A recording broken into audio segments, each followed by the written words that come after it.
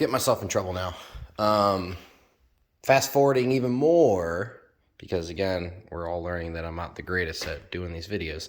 But I got it running, and I didn't finish hooking up the linkages, but it moves. I haven't fully tested it yet. I figured before I really fully test it and put coolant in it, pull the motor, and I'm gonna re-ring it. It's not knocking or anything. It's definitely been rebuilt before, because that's something rebuilders, and that is not a Kubota tag. But it's got some blow by. I kind of remember it when I first got it in here, and I just kind of ignored it, thinking it was just my imagination. But it's not bad, but it's enough that it smokes until it gets hot, and then it clears up. That's what I remember before I took everything apart. So when I actually had antifreeze in it, I let it ran for a while, and it cleared up. But at idle, there's definitely a lot of positive crankcase pressure, and I just don't like it. I figured this motor's fairly easy to pull apart, so before I got everything really slapped together, let's take it apart, inspect it. Maybe it's just a broken ring or two, and we can put it back together. Because I'm assuming if it's been overhauled, it's probably got a bigger bore on it. And I'm hoping it's just a broken ring, because if it's more damage than that, I don't know what I'm going to do. I really don't feel like getting the engine sleeved, but I digress. We'll figure it out once I get there. I got the motor pulled out. Pretty simple. Again, the bolts right there. A couple of hoses, and this engine's pretty easy to get out. Start by taking off the cross connector exhaust. Took that off, and now I'm gonna start kind of getting into the guts of it. Probably start next by taking off ejector lines, plugging those up, and then valve cover. I have it on the engine stand. That's what I like about these Kubotas, is it's fairly easy to get them hooked up on an engine stand. If you're curious, those bolt holes are M12s by 1.25. They usually got a bunch of crap in them, like these ones back here do. So I run a tap through them to make sure that they're nice and clean, and then bolt it up, and she ain't going nowhere. When you set this up, try to make sure that this plate, depending on which apparatus you're using, make sure it's up as far as possible, because this motor is going to be very top heavy. So whenever you go to spin it, it's going to want to plop down. So you just want to be careful, because I don't know what this engine weighs. If I had to guess, 400 pounds. So it's pretty heavy, especially that flywheel. That flywheel is going to have to come off, because I got to get this plate off in order to get the freaking oil pan off. So yeah, I'm going to dig into it. Like I said, get these off. This looks like 13 or 12 mil, 4 of them. That will come off. I'm going to clean up the workbench over there so I can start laying parts down. I'll be back. Oh yeah, we in. That valve cover gasket, or valve cover, was on there pretty good. I don't know if they like RTV'd it or it's just old. Because again, judging by that plate, and this is a 30-some-year-old machine, who knows when this was last rebuilt. The hour meter shows 1,900 hours. It wasn't spinning, so who knows how many hours are really on the machine. But at least we know we got a good pump. Drive motors are still suspect, but they weren't making any noises when I was driving it. So we shall see how long-term that goes up. But then we'll have a fresh-ish motor. Like I said, I'm not going crazy with it. I'll inspect everything. I'm not a professional engine builder, but I'll make them work, so yeah. All right. Rocker assembly's got to come off next. So these are 12 mils, 4 of those, and the rocker assembly will come off. Be careful, because underneath each rocker arm, right there, what I'm spinning, let me zoom in. That right there, those are, I don't know if it's like a valve cap, or I forget the Kubota name for it, but I'm just calling it a spacer, a valve spacer. Those are loose, and so you want to make sure that you get them all, because if you don't, then you'll never be able to get it in the spec. And I've actually worked on engines before. That zero turn over there, I bought that, and what happens if you don't adjust these valves regularly? I mean, I don't know what the spec is, but as long as you do it by the spec, what can happen is if the gap grows large enough, those will actually jump out, and there's enough space that those spacers take up that it'll make that cylinder dead. And that's exactly what happened on that machine over there. Within 5 minutes, I found out the problem and had it fixed and running perfect. So yeah, it's important to remember those. So we'll get these 12 mil bolts or nuts out, pull off the assembly, capture all those, and then I got a little pile I'm making over there. So get to it. All right, rocker arms off. Next we'll grab the push rods. Some people will be like, make sure you keep them in order. I don't do that. I just make sure that they're straight, because you're gonna have to adjust valves anyways, because I mean, you're gonna put in a different head gasket. That's gonna have a slightly different thickness. If you have to machine the head, that's gonna change the thickness. So again, to me, it doesn't really matter. I mean, some people be like, it wears, blah, blah, blah, blah, blah. All of them rotate as the engine's operating, so I don't know. It's not a big deal. So this is disconnected. This is some stupid aftermarket heater that they put in. There should be a plug in it, and I might just go ahead and do that, or I don't know. I'm still debating if I'm gonna keep this machine, because if I do, I'll probably enclose it so I can use it for the snow in the winter, even though it's December, so I might as well get my ass in gear. But yeah, let's keep going with what the mission is. So this thermostat housing is connected to the head, and then your water pump is connected to the front timing cover. So you got to take off this recirc hose here. Be careful, because if they're older, they're brittle and they'll get torn up. It looks like someone did replace this or did something with it, because these are not factory hose clamps. But yeah, take this recirc hose off, because this unit's going to come off. You got to take your this bracket at the minimum off of the alternator, and disconnect that wire. What else? I think, yeah, the oil pressure sensors in the block. Yeah, and then all of these head bolts, these are 14 mils, if I am correct. I forget. They look like it, but there's a bunch of them. Some over here, some over there. Just look for them. They're on there pretty tight. So I got this little stubby impact. This thing's a beast. I like it. That's a 12, not fitting on there, so it's definitely a 14.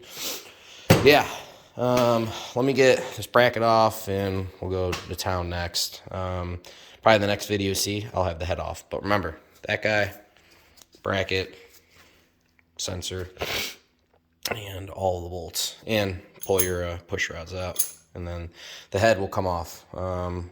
I guess I'll start the video back up before I get it going, or before I pull it off, just so you can kind of see. Be back. And we're off. I don't see anything of major concern yet, but looking at the cylinders, there's one in particular that sticks out. Number 2. Yeah, because thermostat housing, it'd be number 1, 2, 3, 4. Number 2 has a weirder spray pattern, or a burn pattern, than the rest of them. The rest of them look pretty fair, but that one, not so much. I know there's got to be a ring issue, though, because we had crankcase, or we had positive crankcase pressure. So, looking at the cylinders too, they look a little bit glazed over. So it could be our issue as well.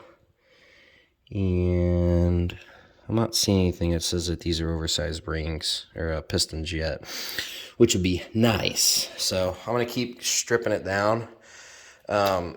Make sure if you're... Get that off in a minute. Before you pull or rotate the engine, you want to take out the tappets, lifters, whatever. Those come out.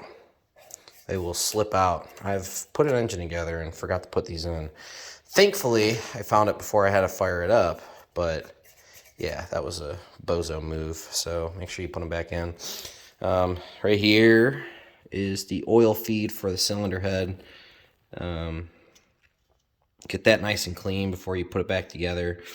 And there's an O-ring that is right there. So the new gasket kit, I haven't ordered it yet. I'm kind of in a rush because I'm trying to get this. It's Monday. I would really like to have this engine going by the weekend, but we'll see how long it takes to get parts. Yeah, I'm going to keep going and let you know what I find out here in a minute, but I'm going to start rotating the engine, clean the bores up, and then start taking measurements and kind of see what our problem child is. Most likely, though, I probably won't know. If it's a broken ring, I won't know until I pull out the pistons, but I just wanted to see if one cylinder was worn down more than others. Again, possibly this guy.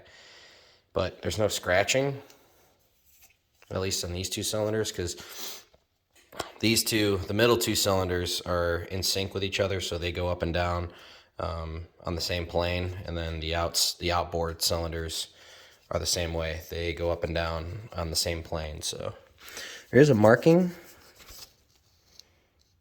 on these pistons. I don't know what that means, but you can only really get these, at least from some of the aftermarket places I've dealt with in the past, 1/2 mil.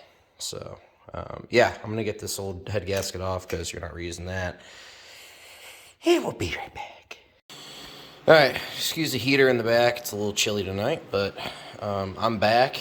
And I forget where I left off. I think last time we had the cylinder head off, inspecting the bores, and the bores look pretty good. No, I can't even feel a single ridge where the piston rings stop going up in the cylinder. Usually if the cylinders are pretty worn down, you would feel a really good ridge here, but this is smooth as butter. I can't feel anything. I pulled the pistons, so sorry I didn't show you that, but I mean, it's pretty self-explanatory.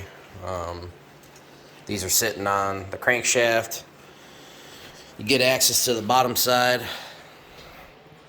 Unscrew those. Those are 12s or 13s. Can't remember. I think they're 12. Yeah, they're 12s. No, I take that back. They're 13s. 13s.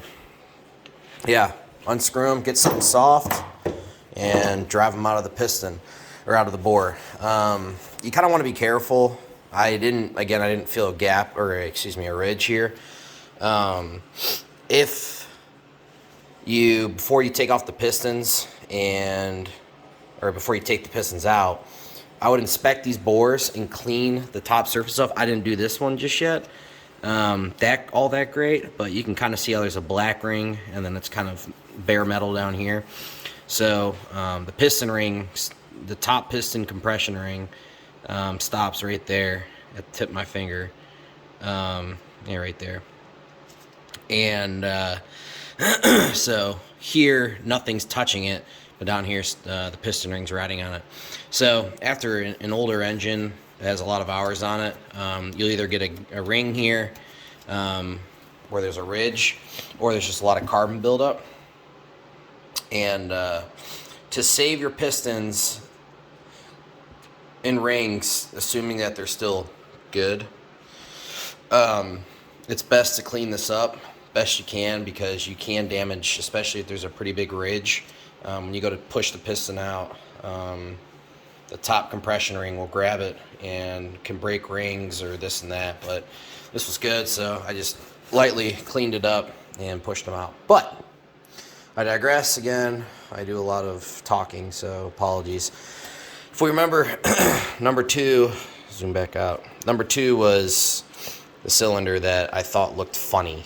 There was a weird burn pattern. I cleaned it up a little bit, but there's a weird burn pattern on that cylinder. So I figured there was something going on with number 2. We knew that there was blow-by because we had positive crankcase pressure coming out of the breather tube of the cylinder head. So there was blow-by, and that's why we took it all apart. But yeah, so when I started pushing the pistons out, I really didn't notice anything crazy until I got to number 2, wherever it is. That looked pretty good. Whoa, let's get in there. Okay, as you can see, that number 2 compression ring is in, I don't know, 12 different pieces. Obviously some of it's fallen off, but the one thing I find weird is the pistons are also damaged too. So every single piston has something like this. So I don't know if these were inferior pistons. I mean, they kind of look like it. I figured out what that is, by the way. It's oversized 0.5 half mil. Yeah, so I don't know what caused that, but every single one has that. Here's one. I started disassembling the pistons. There's another one, and it is in the same exact spot, every one of them. Right there. Right there. So there's those 2 lined up. Here's number 3. This one's in a little bit different of a spot, but here's the other one. So 1, 2, 3, 4th one's up on the bench. I haven't gotten that one pulled apart yet, but same thing. Where is it? Where my thumb is? Yeah. So I don't know. I took this apart 2 nights ago, 3 nights ago, and I got parts on order. My bench is a mess. Sorry. But yeah, I got parts on order. New pistons, new rings, and I got new bearings as well because they all look a little bit beat up.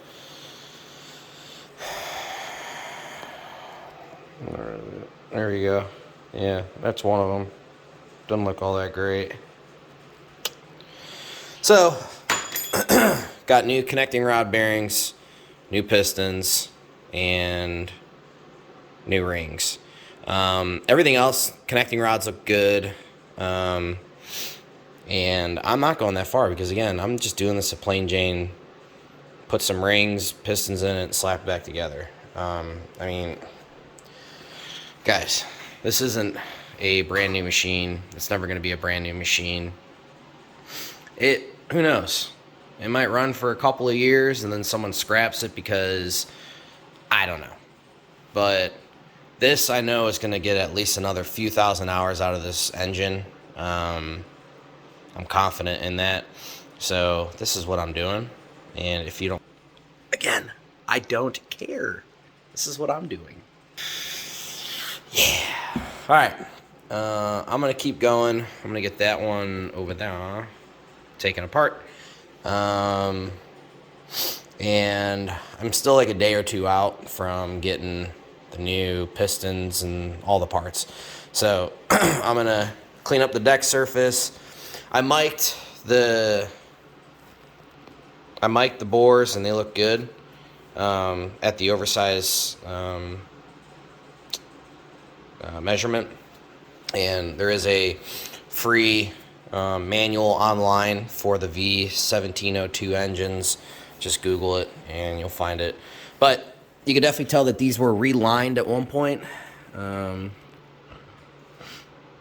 Liner, liner, liner, liner. So again, I had a feeling it was rebored, but I would have thought that they would have gone back to the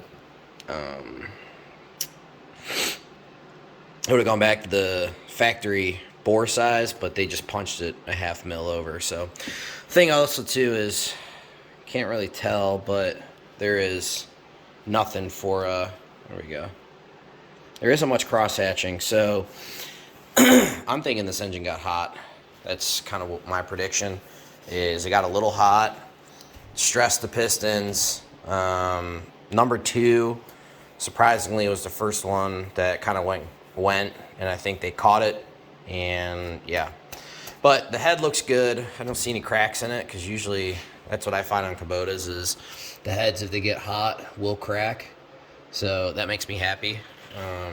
I mean, I assume you can get the heads for these things, but I'm really not trying to put a bunch of money into it. So, yeah. Let me get back to cleaning these up. I'm going to parts wash all this stuff.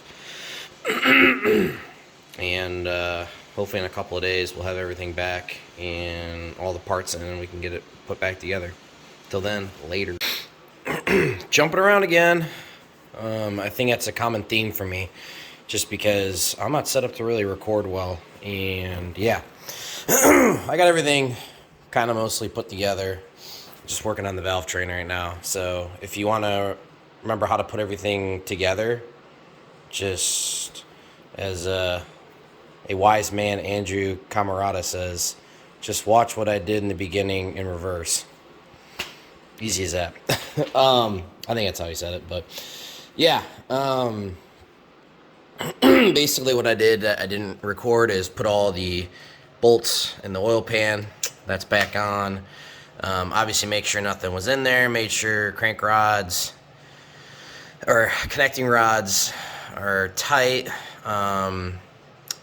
Yeah, I also forgot, I think I forgot to mention, make sure you oil up the connecting rod bearings before you put them in there, just so everything's nice and lubricated. So when we go for the initial start, she's not dry. Yeah, what else did I do? I put the back plate on. I put the front plate on. Put the head on. Yep, did that. I guess since it's on there, I can kind of tell you what you need to do. There's a bunch, obviously, you remember all the bolts we took out, and the nuts. There's one there, and one back there. What you want to do is you want to do it in a sequence. So these, at least on the V1702, there is, I forget how many there are, but these two are directly in the middle of the head. And so you want to start with those. Do that one first, second, and then you go over to that one, to that one, to that one, to that one, and just skip around like that. You don't want to just like go to that one and that one and that one, because if you do it evenly in a sequence, that, and just back and forth, it's going to put the head on much, it's going to put it on a flatter, so you don't run into any issues. At least that's how everyone does it.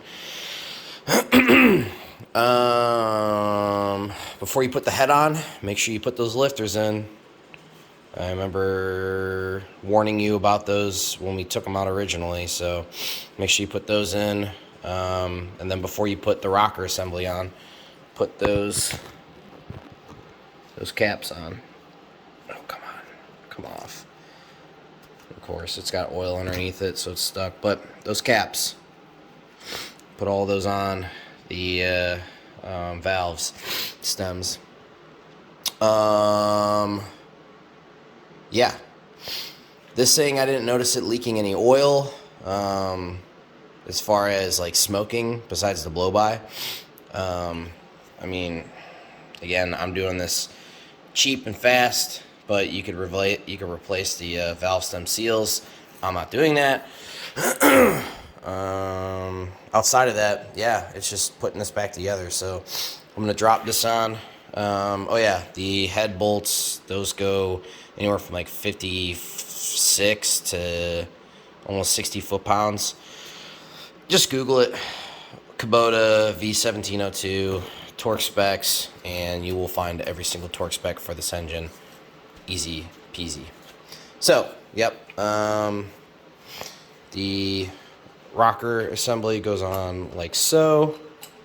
Before you send it home, come on. You want to make sure all the rockers are in the correct orientation. They do like to spin around a little bit.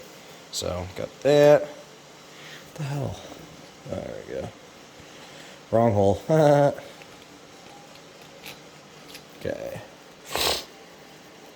That, and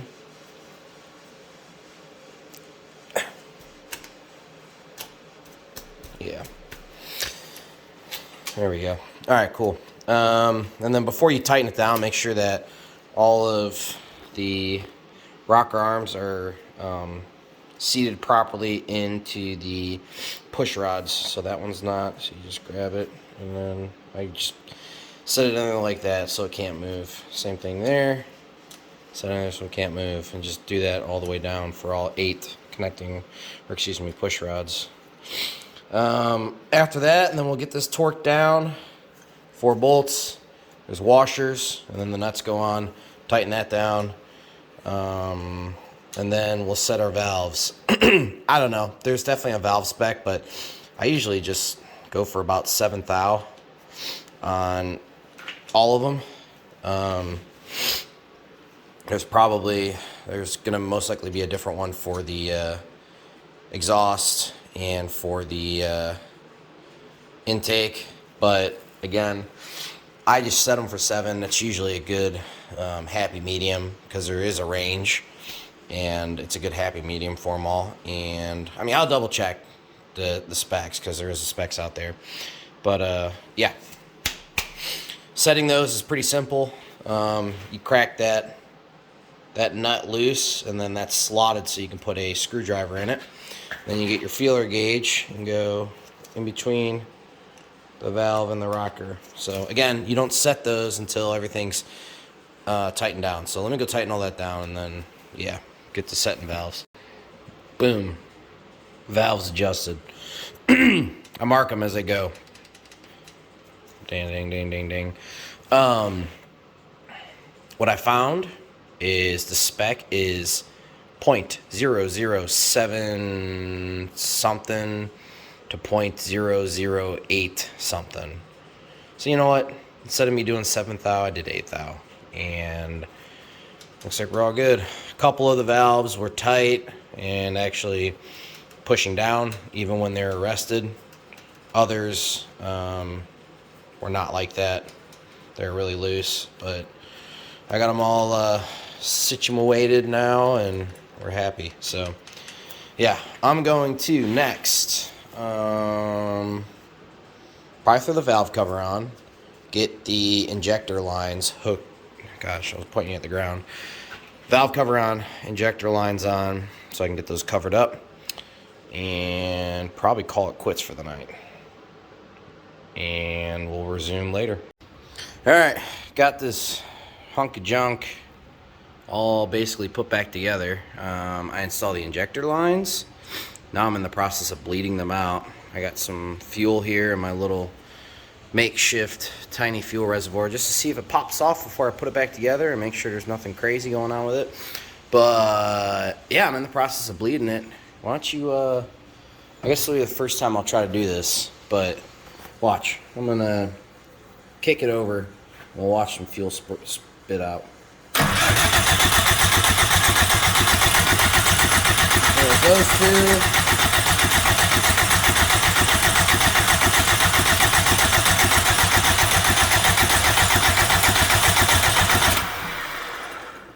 Number 1's not wanting to go just yet.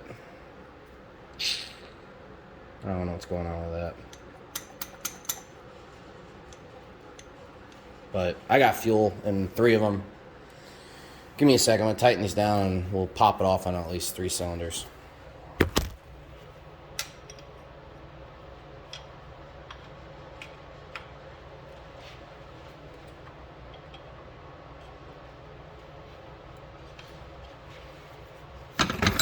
All right, we're going to try 3 out of the 4. Hopefully once it gets running, it's going to run like crap, but hopefully that first one will start popping off.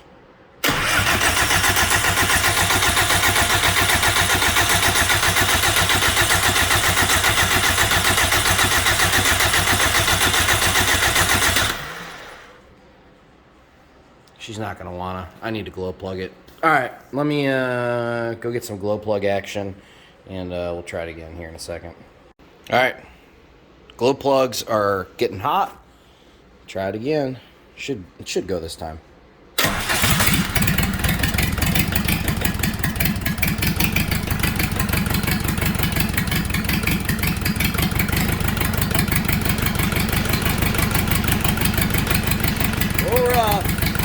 I gotta turn it off. It's bouncing. I'm scared my engine stand's gonna break. All right. I didn't realize I didn't even have the cap even screwed on at all, because usually I get them screwed on till they seat, and then I back them off a half turn, and then you can see the fuel spitting out. Well, it was just resting on top of the injector, so fuel has actually been pouring out. So all 4 injectors are now plugged in. I just unplugged the glow plugs. Let's see what happens.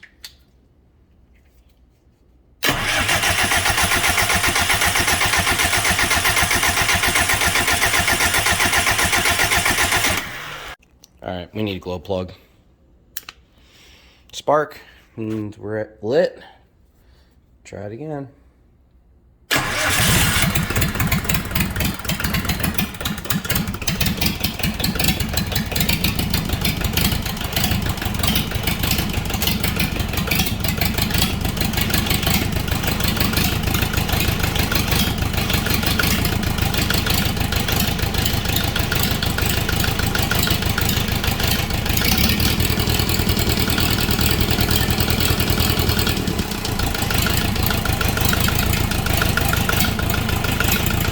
Not running on all cylinders, but we'll get that licked here in a minute. All right, after about 20 seconds of running, she smoothed out. A little water evaporating out of the heating jackets. Watch how easy she pops off now.